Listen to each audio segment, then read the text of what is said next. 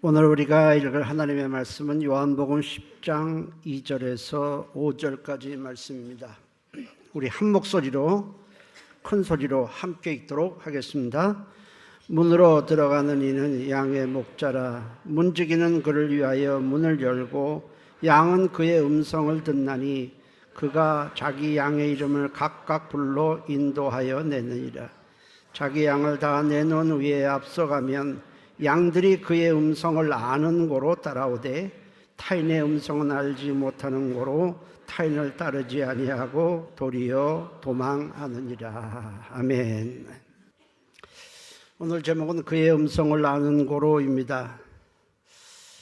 우리가 말씀을 들으면서 그것이 하나님의 말씀으로 들리고 내게 주시는 말씀으로 들리면 주님을 믿고 따르게 되고 또 죄를 사함받고 생명을 얻고 천국을 기업으로 얻고 우리 인생을 승리하게 됩니다. 오늘 예배를 통해서 이런 은혜가 우리 모두에게 있기를 소원합니다. 신앙생활에서 가장 중요한 것은 하나님의 아들 예수 그리스도에 대해 믿음을 갖는 것입니다. 믿음이 생겨야만 우리가 구원받고 자녀가 되고 우리를 쓰러뜨리는 영적 세력을 물리칠 수 있고 주님과 동행할 수 있습니다. 하나님이 우리와 함께하는 것, 하나님의 마음을 움직일 수 있는 것, 하나님을 감동시킬 수 있는 것, 하나님을 기쁘시게 할 수 있는 것은 오직 하나밖에 없어요. 믿음입니다.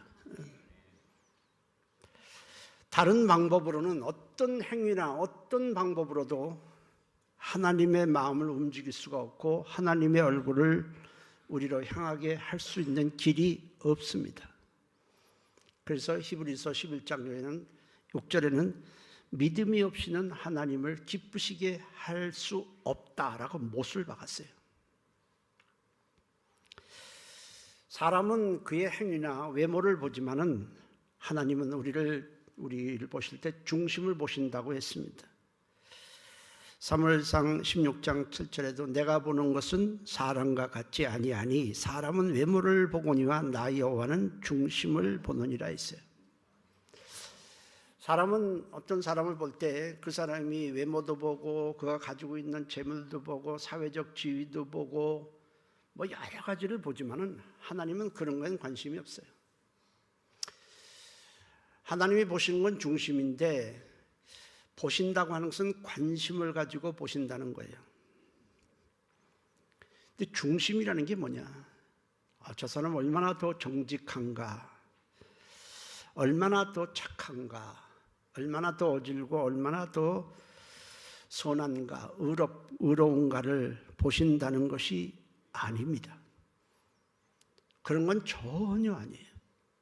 왜냐하면 사람에게는 선이나 의가 아예 존재하지 않습니다. 죄를 짓고 나서 다 죄로 물들었어요. 그러니까 하나님이 관심을 가지고 보실 것이 우리 안에는 사실 없어요. 저 사람은 참 착해. 저 사람은 참 괜찮아.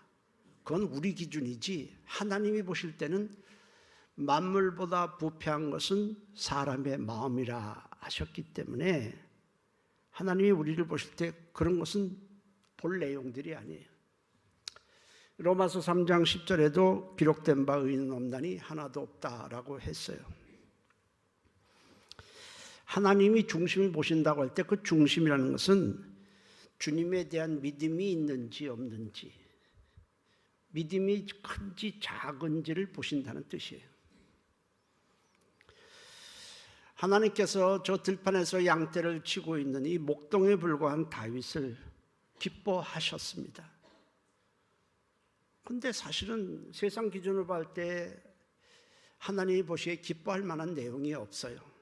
그런데 기뻐하셨다고 하는 것은 무엇을 하든지 하나님에 대한 믿음으로 했기 때문입니다. 그래서 소년에 불과한 다윗이 블레셋의 거대한 장수 골리앗을 물리친 것은 하나님을 믿는 믿음에서 행동한 것입니다. 사실 이스라엘 사람들이 전부 하나님을 믿어요. 근데 그 중에서 다윗을 보니까 하나님에 대한 믿음이 가장 훌륭해요. 소년에 불과한 다윗이 이 블레셋의 거대한 장수 골리앗을 물리친 것은 믿음에서 비롯됐는데, 다윗이 하나님의 이름을 모욕하는 골리앗을 향해서 외친 말에서 알 수가 있습니다. 사무엘상 17장 45절에 다윗이 블레셋 사람에게 이르되 너는 칼과 단창으로 내게 나오거니와 나는 만군의 여호와의 이름 곧 네가 모욕하는 이스라엘 군대의 하나님의 이름으로 내게 나아가노라. 그러니까 결국 다윗이 골리앗을 물리친 것은 다른 어떤 사람보다 무술 실력이 뛰어났기 때문이 아니라 하나님을 의지하는 믿음이 누구보다 컸기 때문에 가능한 일이었습니다. 그런데 이런 믿음을 가지려면 하나님의 말씀을 들어야 돼요. 하나님과 말씀은 동격이고 하나입니다. 요한복음 1장 1절에 태초에 말씀이 계시니라 이 말씀이 하나님과 함께 계셨으니 이 말씀은 곧 하나님이시니라 했어요. 하나님은 보이지 않지만 말씀은 우리가 들을 수 있어요. 그래서 말씀을 모르면 하나님을 알 길이 전혀 없습니다. 하나님을 모르니까, 알지 못하니까 믿지 못하고 또 의지하는 것이 사실은 불가능해요. 우리가 어떻게 이 온 세상이 하나님의 말씀으로 지어졌다는 것을 우리가 확신하고 있습니까? 하나님이 천지를 지으시는 것을 본 사람이 있습니까? 하나님이 천지를 지으셨다는 것이 과학적으로 증명이 되었기 때문에 우리가 지금 믿는 것입니까? 아니에요. 하나님이 천지를 지으셨다는 것을 우리가 아는 것은 단 하나뿐이 없어요. 하나님이 천지를 지으셨다고 말씀하셨는데 이것을 우리가 믿기 때문입니다. 믿기 때문에 아는 거예요. 다른 어떤 길도 알 수 있는 길이 없어요. 히브리서 11장 3절입니다. 우리 함께 읽도록 하겠습니다. 믿음으로 모든 세계가 하나님의 말씀으로 지어진 줄을 우리가 아나니 보이는 것은 나타난 것으로 말미암아 된 것이 아니니라. 믿음으로 하나님의 말씀을 믿음으로 하나님의 말씀으로 지어준 줄을 우리가 아는 거예요. 다른 어떤 방법으로도 알 수 있는 길이 전혀 없습니다. 그러니까 믿음이라고 하는 것은 결국 주님의 말씀을 신뢰하고 믿고 의지하는 것인데, 그러려면 주님의 말씀을 믿고 신뢰하고 의지하려면 주님의 말씀이 절대 진리다, 유일한 진리다. 그리고 주님의 말씀은 능치 못함이 없다. 그리고 주님이 말씀하신 것은 반드시 이루어진다는 확신이 생겨야 돼요. 그 확신이 없는데 어떻게 믿고 의지합니까? 거기다가 어디다 대고 내 인생을 다 맡깁니까? 불가능한 거예요. 그 확신이 있을 때, 그럴 때만 믿고 따르고 의지하고 맡기는 거예요.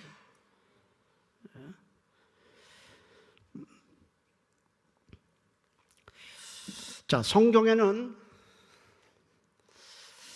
주님의 말씀으로 사람으로서는 도저히 불가능한 일들이 일어난 사건들을 쫙 기록해 놓았어요. 이를 우리는 기적이라고 하지 않고 이적이라고 말합니다. 기적이 뭡니까? 이해할 수도 없고 도저히 납득할 수도 없는 어떤 신기하고 놀라운 일들을 가리켜서 우리가 기적이라고 말해요. 근데 이적이란 말은 조금 달라요. 이적은 주님의 말씀에 따라서 일어나는 것을 이적이라고 말해요. 그래서 성경은 기적이라는 말을 쓰지 않습니다. 이적이라고 말하는 거예요. 왜? 말씀에 따라서, 사람으로서는 불가능하지만 말씀에 따라서 일어난 일이기 때문에 이적이라고 말하는 거예요. 그러니까 사람의 시각에서 보면 기적이에요. 그러나 우리가 믿음의 시각에서 보면 말씀을 따라서 이루어진 것이기 때문에 이적인 거예요. 이제 성경에서 우리가 이적 사건을 빼버린다면 사실은 성경은 아무런 가치가 없어요.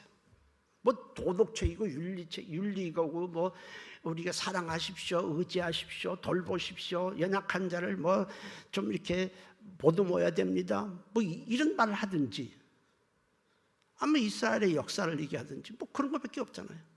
휴지 조각이나 다름없어요. 성경에서 이적을 빼놓는다면 성경은 전혀 가치가 없습니다. 휴지 조각이나 똑같아요. 그냥 쓰레기통에 집어넣으면 돼요. 가치가 없어요.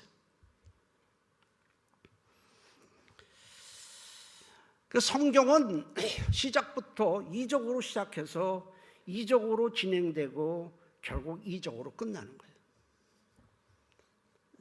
성경 첫 장을 탁 들으면 뭡니까? 하나님이 말씀으로 천지를 창조하시니라, 이렇게 시작이 되는 거예요. 그리고 쭉 이적 사건이 진행되고 마지막에도 주님이 재림 오셔서 이 온 세상은 다 불에 다 없어지고 우리는 새 하늘과 새 땅으로 구원받은 자들이 들어간다. 그리고 믿지 않는 자들은 전부 지옥 불못에 던져진다. 이거 뭐 다 이적 아닙니까? 우리는 말씀을 전할 때나 들을 때나 다 성경의 이적을 우리는 보게 되는 거예요. 듣게 되는 거예요. 천지창조, 이거 이적인데 말씀으로 천지가 창조됩니다. 말씀하시자 이 바다가 쫙 홍해 바다가 갈라지고 요단강이 갈라집니다. 그저 말씀만 하셨는데, 말씀대로 모세가 순종하자 이 물이 없는 광야에서, 바위에서 엄청난 물이 하늘로 솟구쳐 올라서 200만 명이나 되는 자들이 마십니다. 말씀을 따라 성주의를 그저 걷기만 했는데 약속하신, 말씀하신 대로 이 초롱성 같은 여리고성이 위에서부터 아래로 다 무너져 내립니다. 다른 게 한 게 없어요. 주님이 말씀하시자 죽은 지 나흘이나 돼서 이미 장례까지 다 치렀던 자가 일어나요. 그 살아나서 움직입니다. 주님이 말씀만 하셨는데 한 번도 걸어본 적이 없는 안진뱅이가 일어나서 걷고 뛰기까지 합니다. 다른 거 한 것이 아무것도 없어요. 말씀만 하시는 거예요. 말씀만 하셨는데 한 번도 눈 떠보지 못한 소경이 눈을 뜹니다. 말씀만 하셨는데 거대한 파도를 향해서 잠잠하라 했는데 파도가 갑자기, 그 거대한 파도가 꼬리를 내리고 정 밑으로 쭉 가라앉아 버려요. 주님이 말씀하신 대로 십자가에서 내가 죽지만 사흘 뒤에 살아나리라 하는 그 말씀대로 주님이 죽으시고 살아납니다. 그러니까 성경은 모두 다 이적 얘기예요. 자, 이러한 일들이 어떻게 말씀만 하셨는데 어떻게 이런 일이 가능할까? 우리는 말씀 안에 감춰져 있는 것이 무엇인지를 우리는 알 필요가 있습니다. 어떻게 말씀 하나로 그것이 가능할까? 하나님의 말씀은 모든 에너지의 근원입니다. 에너지가 뭐예요? 어떤 것이 움직여지고 어떤 것이 변화되고 할 수 있는, 변화시키고 움직일 수 있는 힘을 가리켜서 에너지라고 말을 해요. 에너지가 없으면 어떤 것도 움직이지 않습니다. 우리가 생각하는 것도 에너지가 있어야 되고, 보는 것, 듣는 것, 숨 쉬는 것, 손가락 하나 까딱하는 것, 전부 에너지가 있어야 돼요. 그러니까 작은 미생물이나 거대한 것이나 땅 속에 있는 것이나 땅 위에 있는 것이나 하늘에 있는 것이나 별들이 돌아가고 지구가 뭐 공전하고 자자 다 에너지가 있어야 움직이는 거예요. 물질적인 것이나 정신적인 것이나 영적인 것이나 모두 에너지가 있어야만 이게 움직여지는 것입니다. 자, 우주가 어떻게 만들어졌을까? 과학자들이, 하나님을 믿지 않는 과학자들이에요. 여러 가지 학설을 갖다가 내놓았습니다. 그 중에서 가장 많은 지지를 얻고 있는 이론이 빅뱅 이론이라는 거예요. 아주 세계적인 물리학자의 스티브 호킹도 빅뱅 이론을 지지합니다. 근데 이 빅뱅이라는 게 뭐냐? 빅뱅이라는 이론이 뭐냐 하면 이 우주가 어떻게 생겨났느냐? 어느 한 점에서 거대한 폭발이 일어나면서 이 우주가 순식간에 만들어졌다는 게 그 빅뱅 이론이에요. 자, 그런데 이 거대한 폭발을 하려면 에너지가 있어야 되잖아요. 에너지가 없으면 아무것도 일어나지 않아요. 그런데 그 에너지가 어디서 왔는지는 이 과학자들이 설명이 안 돼요. 그래서 거기에 딱 막혀버려요.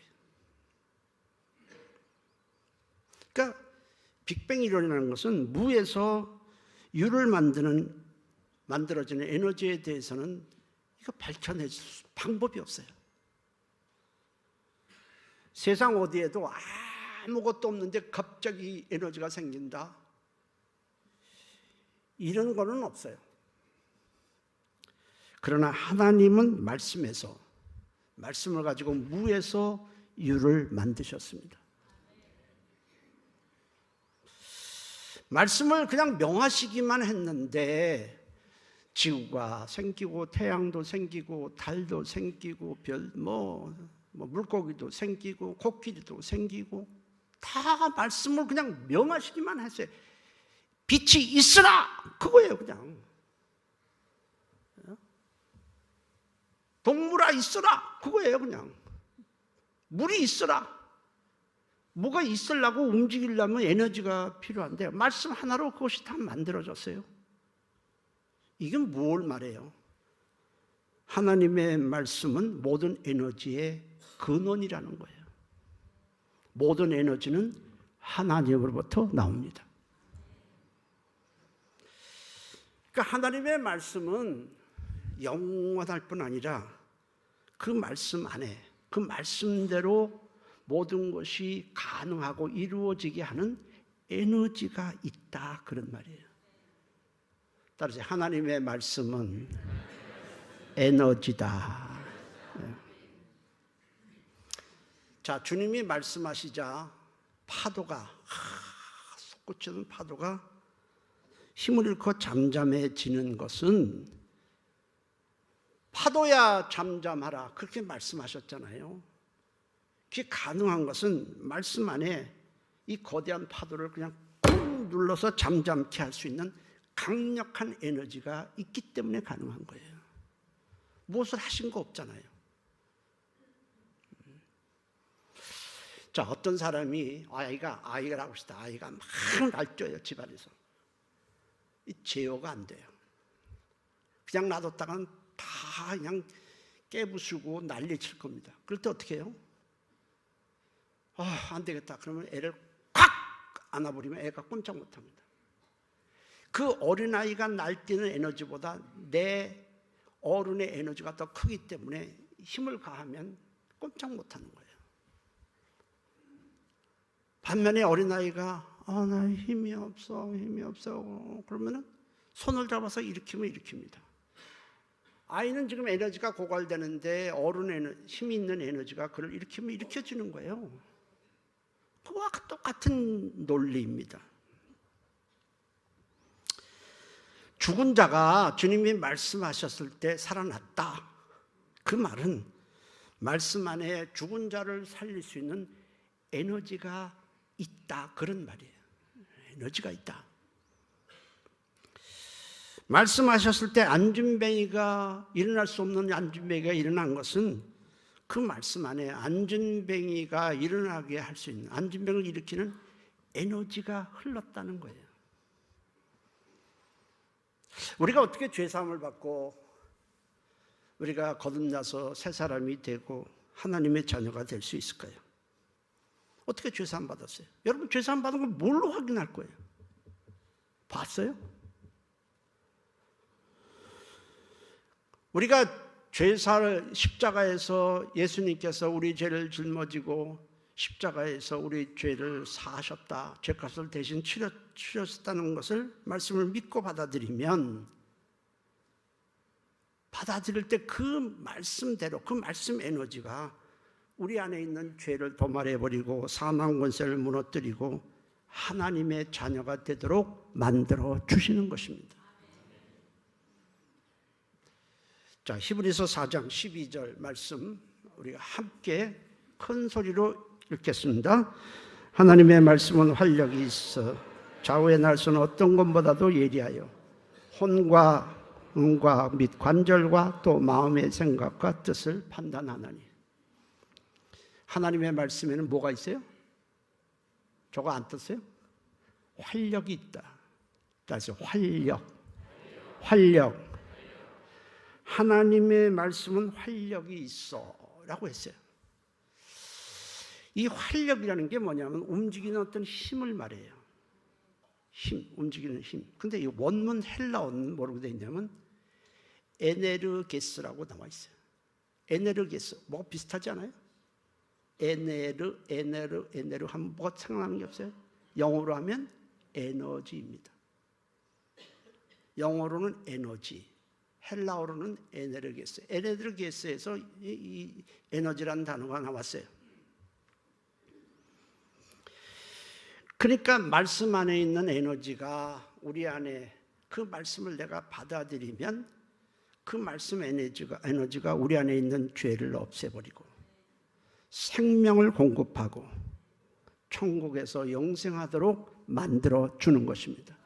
그것이 다 에너지예요, 에너지. 하나님의 말씀이 내 안에서 이 활력, 곧 에너지가 되는 것이 정말 중요해요. 이게 축복이에요. 그래야 하나님의 말씀이 우리 안에 들어와서 우리 안에 있는 죄를 다 없애버리고 우리 영과 혼과 마음과 생각을 치료해 주기 시작하는 거예요. 뭘로? 그냥 말씀하시니까 뭐 그런가 보다, 치료해 주니까 그런가 보다, 이렇게 생각을 하는데 그게 아니에요. 말씀 안에는 치료할 수 있는 에너지가 있고 우리를 변화시키는 에너지가 있고 죄를 없애는 에너지가 있는 겁니다. 제가 집사 때입니다. 어떤 한 남자 보일러 기술자가 일을 하다가 사고를 당해서 하반신이 마비되었어요. 전혀 걷지 못한 채 5년이 지났습니다.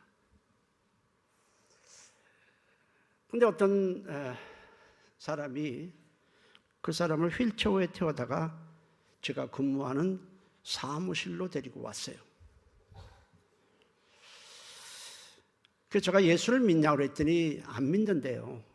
그래서 제가 한 20분, 25분 정도가 열심히 복음을 전했더니 그 사람이 나 예수 믿겠다고, 구주로 영접하겠다고 그러잖아요.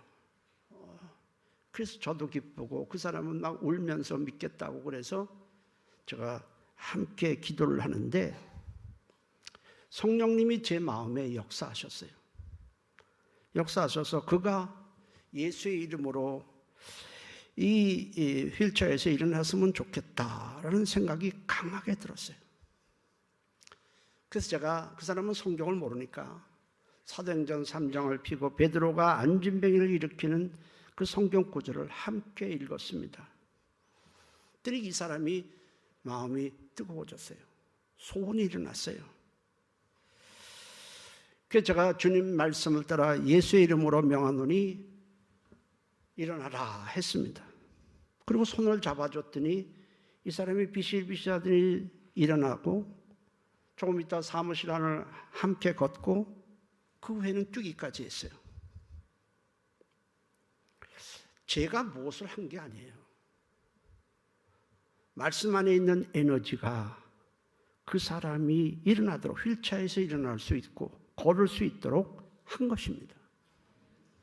이게 말씀 에너지라는 거예요. 제가 개척한 지 몇 개월이 지나서 팔이 완전히 오그라져서 굳었어요. 이게 펴지지가 않아요. 한 10년 동안 펴지 못하던 자가 왔습니다. 그 성경의 손 마른 자에 대해서 성경 구절을 또 같이 읽었더니 이 사람이 또 마음이 뜨거워지는 거예요. 그래서 제가 동일하게 예수의 이름으로 이 오그라진 팔 앞 펼지어다 했습니다. 그랬더니 서서히 펴서 완전히 정상화됐어요. 어떻게 가능합니까? 말씀 안에 있는 에너지가 그 오그라졌던 팔을 펴도록 만드는 거예요. 제 능력은 전혀 없어요. 그러니까 말씀 안에는, 모든 말씀 안에는 그 말씀대로 되는 힘, 말씀대로 이루어지는 힘, 능력, 에너지가 각각 그 말씀 안에 내장되어 있는 겁니다. 근데 그 말씀 에너지가 나타날 수 있도록, 에너지가 되도록 하는 분이 바로 성령님이세요. 그래서 말씀과 성령이 합쳐지는 것이 굉장히 중요해요. 굉장히 중요해요. 엄청나게 중요한 거예요. 자, 우리 가정에서 사용하는 이게 배터리라고 합시다. 배터리는 에너지라는 거예요. 에너지잖아요. 여기 에너지가 이 안에 담겨져 있어요. 그런데 이 배터리에 있는 에너지가 에너지로 활용이 되려면 그냥으로는 안 돼요. 전해질이나 양극과 음극에 이 배터리를 연결해야 돼요. 집안에 여러분들 배터리 다 있잖아요. 전지업 있잖아요. 그걸 양극과 음극의 연결, 전해질의 연결을 할 때에 이 안에 있는 에너지가 나오는 거예요. 그러면 멈췄던 시계도 돌아가고 기계도 움직여지고 등도 켜지고 하는 거예요. 그 여러분들이 가다가 시계 멈추면 제일 먼저 하는 게 뭐예요? 뒤를 떴고 그 다음에 배터리를 끼우는 거예요. 그럴 때 이 속에 있는 에너지가 나와서 째깍째깍 하고 돌아가는 것 아니겠습니까? 물론 이 배터리의 용량에 따라 다르겠죠. 어쨌든 에너지입니다. 성령님이 우리와 말씀과, 주님의 말씀과 연결이 될 때, 함께 하게 되면 말씀 안에 있는 에너지가 우리를 살리고, 말씀대로 살리고, 우리를 치료하고, 그 말씀대로 우리를 변화시켜 주는 것입니다. 이거 잘 들으셔야 돼요. 왜냐하면 이거 세상 어떤 책에도 없어요. 저도 이게 말씀을 갖다가 하면서 어떻게 가능할까? 제가 집사 때 굉장히 이걸 생각했던 거예요.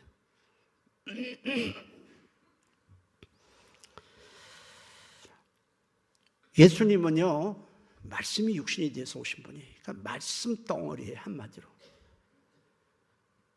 그런데 예수님이 말씀이잖아요. 근데 예수님이 그 말씀이 있지만은, 그 말씀 속에 에너지가 충만하게 있지만은, 그 말씀으로 어떤 이적이나 어떤 병자도 치료한 적이 없어요. 그러니까 주님은 잘 아셨어요.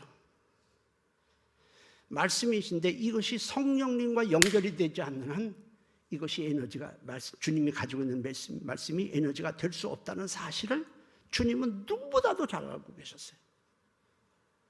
그런데 세례 요한에게 세례를 받고 물 위에 올라올 때 성령이 임했어요.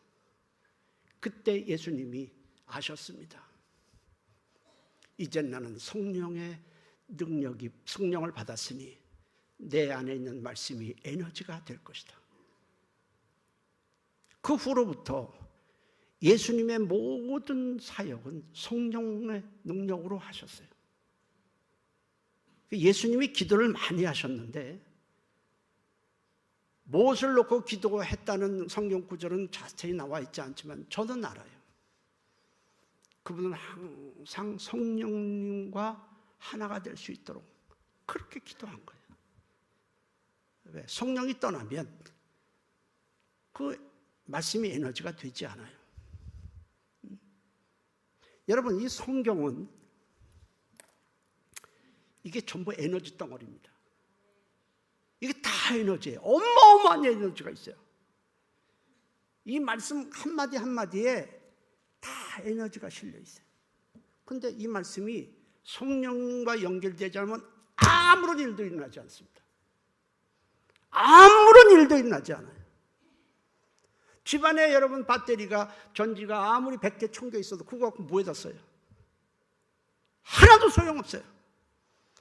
그런데 이게 연결만 되면 달라지잖아요. 이 말씀이 성령과 연결이 되면 달라지는 거예요. 주님이 성령을 받고 나서 성령과 주님의 말씀이 연결되자 그 말씀 속에 있는 에너지가 나타나면서 이적이 발생한 겁니다. 사도행전 10장 38절 우리 함께 읽도록 하겠습니다. 하나님이 나사렛 예수에게 성령과 능력을 기름 붓듯 하셨으며 그가 두루다니시며 선한 일을 행하시고 마귀에게 눌린 모든 사람을 고치셨으니 이는 하나님이 함께 하셨습니다. 그러니까 말씀과 성령이 함께해야 그 말씀 속에 있는 에너지가 우리를 변화시키고 새 사람 되게 하는 거예요. 우리 교회에서 필리핀이나 무슨 이런 외국에 갈 때 저하고 같이 갔던 분들도 있어요. 제가 어떤 때는 뭐 혼자 갈 때도 있지만 몇백 명씩이나 되는 사람들 놓고 일일이 다 기도할 수는 없잖아요. 그러니까 제가 명합니다. 그럼 어떤 사람은 그냥 무슨 선물이나 받을까 해서 온 사람도 있고 말씀을 사모해서 온 사람도 있고 여러 종류가 있어요. 그럼 말씀을 선포했을 때 어떤 사람이 막 목발을 짚고 오던 사람이 목발을 내치고 막 강단으로 뛰어 올라옵니다. 근데 다 그럴까? 안 그래요. 말씀을 들을 때 거기에 성령이 역사하는 사람만 그 일이 일어나는 거예요. 다 그것이 말씀의 에너지가 되는 게 아니에요. 여기 앉아있다고 해서 다 변화되는 거 아니에요. 중요한 것은 그 말씀이 하나님의 음성으로 내게 주시는 음성으로 받을 때에 거기다가 성령이 역사할 때에 변화가 일어나는 것입니다. 데살로니가전서 2장 13절 함께 우리 읽어보도록 하겠습니다. 이러므로 우리가 하나님께 끊임없이 감사함은 너희가 우리에게 들은 바 하나님의 말씀을 받을 때에 사람의 말로 받지 아니하고 하나님의 말씀으로 받음이니 진실로 그러하도다. 이 말씀이 또한 너희 믿는 자 가운데서 역사하느니라. 그래서 말씀을 전하는 자는 준비할 때부터 성령에 이끌려 준비해야 되고 전할 때도 성령에 이끌려 전해야 되고 듣는 자도 내게 주시는 말씀으로 듣고 성령에 이끌릴 때에 그 말씀 안에 있는 에너지가 그 사람을 살리고 치료해 주는 것입니다. 다 똑같은 건 아니에요.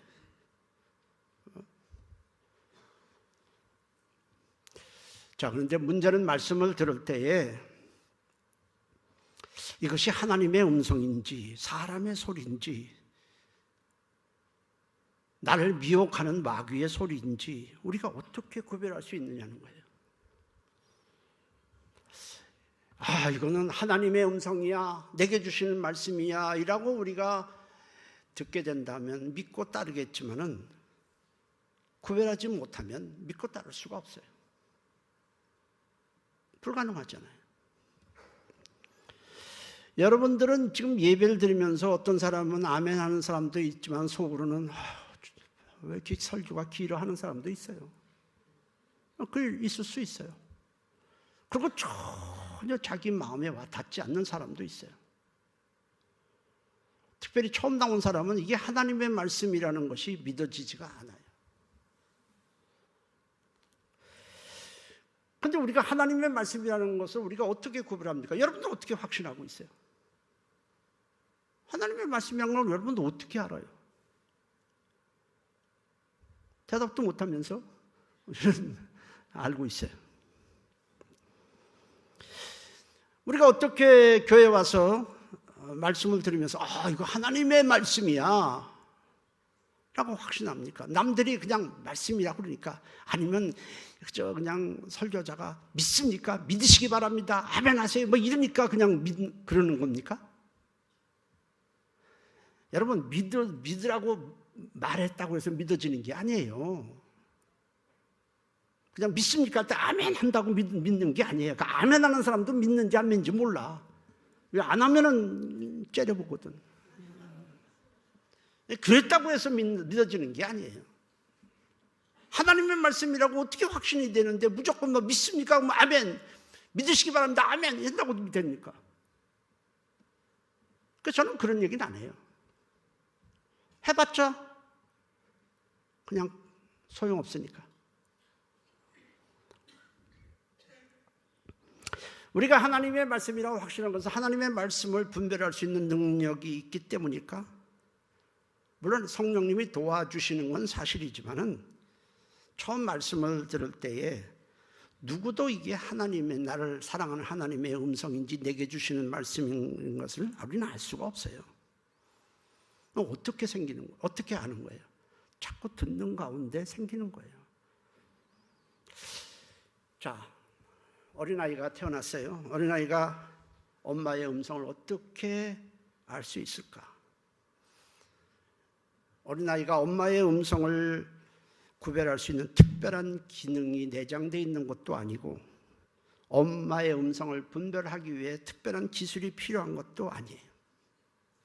아이가 엄마의 음성을 분별하는 것은 하루에 이틀에 되는 것이 아니에요.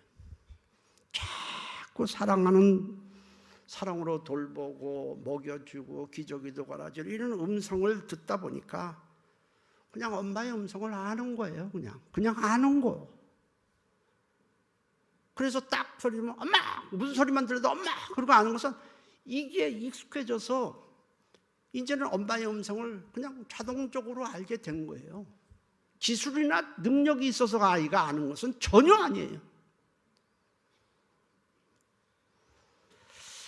제가 정기적으로 한 6개월쯤에서 피검사를 하는 그런 피검사만 해요. 대충 대개 그런 병원이 있습니다. 정기적으로 가는 그 병원의 의사가 어느 날 저한테 전화를 했어요. 전화를 했는데 전화로는 사실 그 목소리를 처음 듣는 것인데 금방 알겠더라고요.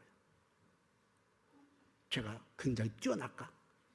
아니에요. 제가 뛰어나서 그런 건 아니고 그분과 계속 면담을 하면서 그 목소리에 제가 익숙해진 거예요.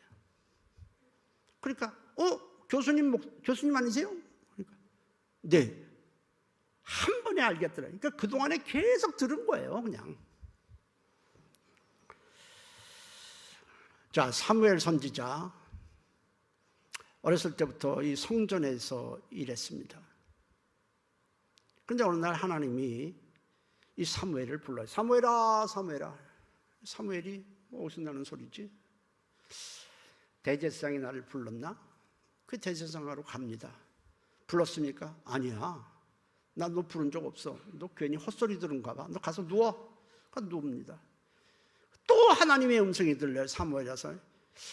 또 들리는 게, 그래서 또 대제사장이 와서 절 부르셨잖아요. 아니야.